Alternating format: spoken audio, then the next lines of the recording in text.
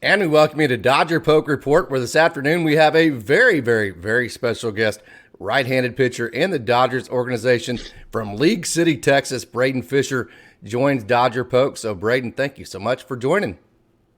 Well, thank you for having me. I'm happy to be here. Okay, man, I'm going to start you out with a little bit of a lighthearted moment here, and I don't mean to hurt your feelings, but I think you probably know this. Hey, you're not the most famous baseball player ever to come out of League City. Did you know that?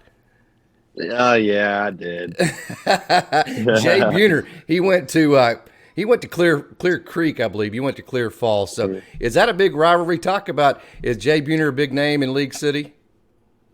Oh yeah, I mean, you go over to Clear Creek's field and they have a big old poster in the Nice. outfield that says Jay Buhner and all the other guys that they have that went to the major leagues. But we're Clear Creek is kind of a older school, and Clear Falls is newer. So we're just right down the street from each other, though. So yeah, the rivalry's there, especially for football and baseball. But it's fun.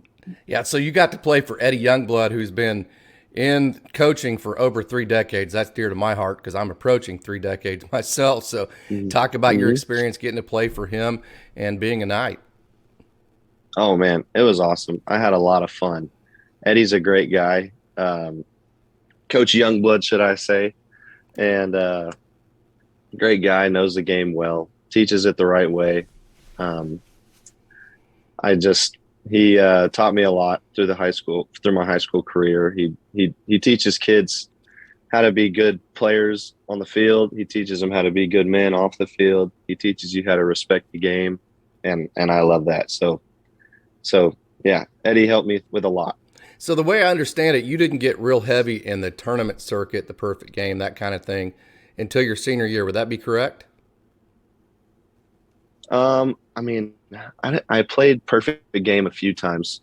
We like to do five tool Okay, yeah, was yeah. what my select team liked to do. But yeah, perfect game was mostly towards the end of high school. I went to that World Woodback Association game in Jupiter or tournament in Jupiter, Florida with GBG, and that was really the only real big one that I went to. But it was pretty fun. So So your yeah. senior year, you threw 73.2 innings. You went 11 and Mm-hmm. 2. You had a 1.43 ERA.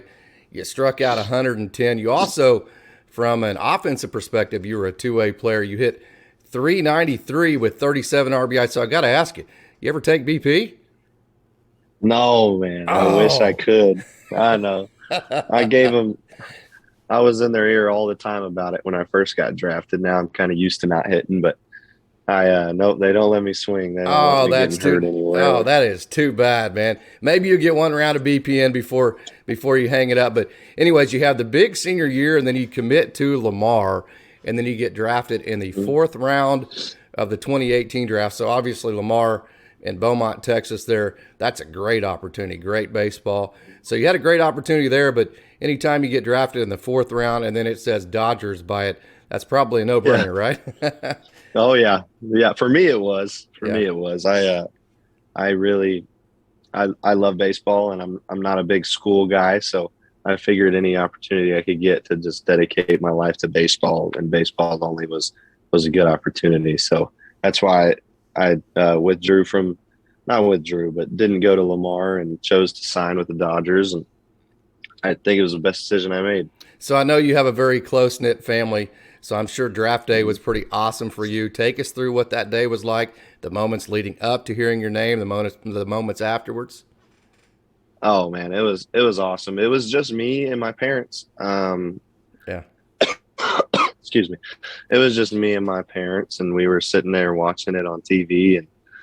And um, my agent had called, and he had told me some things about when I might go and stuff. So in those moments, we kind of locked in, and sure enough, the Dodgers picked me at I want to say it was pick 134 or 143, Hmm. and watching my name roll across the screen was pretty cool. And my parents started crying and stuff, and Oh, it that's was very amazing. cool. Yeah, That's it was absolute. awesome. Yeah, that's absolutely amazing, that experience. And I mean, is it almost surreal, like your agent tells you and you hear about it, but then actually whenever you get the phone call and you talk about, hey, I'm actually a professional baseball player, that has to be an amazing moment. Oh yeah, it was. I honestly with you, I didn't feel like I was a Dodger until I put the uniform on in the Wow. AZL for the first time because it's the Oh Dodger yeah. uniform in the AZL. So that was when I felt it at first. Obviously, I knew I was, but when I was really like, wow, this is really cool was when I put the uniform on. Wow, a very cool experience for you. So 2018, you spent the rest of that year in the ACL, and then in 2019, in the ACL there you had a sub 1 ERA to finish your year in 2018. So you carried a lot of momentum into your second year, actually your first full year of professional baseball in 2019. Mm, Then unfortunately, I know you probably don't want to talk about this a lot, but we'll address it and move on from it. But the hyperextended elbow in spring training of 29 uh-huh, training in 2019. So you had all this momentum, and then you hmm. don't even get 2019 in because of the elbow surgery that you eventually had. Then 2020 gets canceled. So that had to be frustrating, didn't it? Yeah, it was. But looking back on it, it was probably the best thing that could have happened for me. I mean, I was a 18-year-old kid coming out of high school, didn't really know much about baseball. I was just Sure. going out there and being athletic.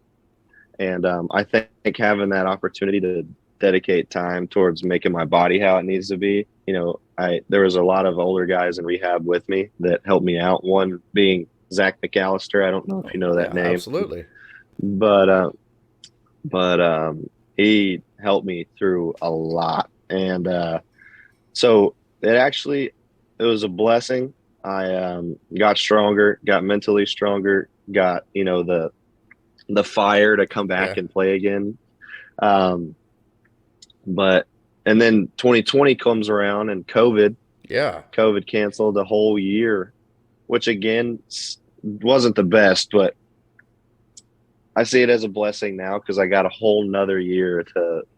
I basically just rehabbed for 2 years, so my arm's feeling great. Knock on wood, my elbow doesn't bother me. Um, but yeah, I that's all I got to say about it. Yeah. It was a good thing. It was bad. I wish I could have played, but in the end, I think it was a good thing. Yeah. So you spent all of 2021 with Rancho, and then you got moved up earlier this year after 3 outings from Rancho to Great Lakes, and Mm-hmm. you've thrown very, very well from them for them. So take us through post 2020 and your last year of 2021, and then so far this year here in 2022. Okay. 2021. I mean, I started off pretty good, and my first full season playing however many games it was last year, playing and it's hard. Yeah. I'm glad it's hard. I had never done it before, so you know, everybody had told me, you get tired, it's hard, it's a grind, and Hmm. the dog days are the freaking dog days, that's for sure. And so last year, I don't even remember stats or anything like that, but it wasn't the best. I think it was good for my first full year, Sure. experiencing it all, knowing what to expect for the next coming year. So this year has actually been a lot easier. Yeah. Um, I was so tired by the end of last year, and Yeah. I feel pretty good right now this year. And we're winning games left and right. The Loons are a great team to be around, and this group of guys is so much fun, and coaching staff's awesome. And like you said, I'm doing a little better this year than I was last year, but I'm just happy to go to the field every day, and it's going good. Okay, another lighthearted moment. You're from League City, Mm-hmm. Texas, which is in the Houston area, which is, I'm very Mm-hmm. familiar with that area. I've been through League City and to League City many, many different times playing baseball. So I Oh, know okay. just how humid and hot it is down there. You're playing in Oh yeah, Midland, Michigan in April. yeah, That had to be an adjustment, did it? yeah. It was. Yes, I had never been. I had never been that cold in my life, And I let must alone playing in it. I am the softest Yeah. human being on earth when it comes to playing baseball or even coaching baseball in cold weather too. So anytime I get a story Oh like my that, I get a gosh. kick out of that. Yeah. I think we were in West Michigan for my first series where it started snowing Oh on the my field, and goodness. we were playing, and I was like, I can't believe we're playing right now, man. I was freezing. Well, they Yeah, would I have never canceled been in cold school in weather League like that. City. Yeah. You'd Yeah. been out of Oh, it school would have. for a week. Yep. Okay, man. One of the things that I've really noticed about you, other than the big hammer that you bring, that Yep. curveball, is your ability to just handle the moment, is what I call it, and your ability to pitch under pressure. Man, you are so good when it counts the most. So how have you built that up? I mean, for kids out there, what is it about you and your personality and your confidence that allows you to produce in those moments? Well, I mean, growing up or like even just sitting there, you always want to be in those moments, and those are the Hmm. most fun ones. So if I've always wanted to be in there. So I think it's nothing different than just, a little more heart rate. Yeah, no doubt. But, but no, I mean, I know the situation and I know what I need to do. And I think it's just a more fun moment for me. And you know what I mean? Baseball's fun. So go out No, there, have some fun, and get the job done if I can. yeah, that's a great way to approach it. Even though you're a professional and it's every day and it's a grind and man, you get tired. Well, of course, you talked about this year being a little bit easier for you. You still do Mhm. have to approach it as being fun on the field. So let's talk about your stuff. You have the big fastball and then you have the curveball. And I think you did away with your two seam and added a cutter instead. Would that be correct? Mhm. Yes, sir. Yep. So talk Yes, about where sir. your stuff's at right now and how you feel about it. Well, pretty happy with it actually.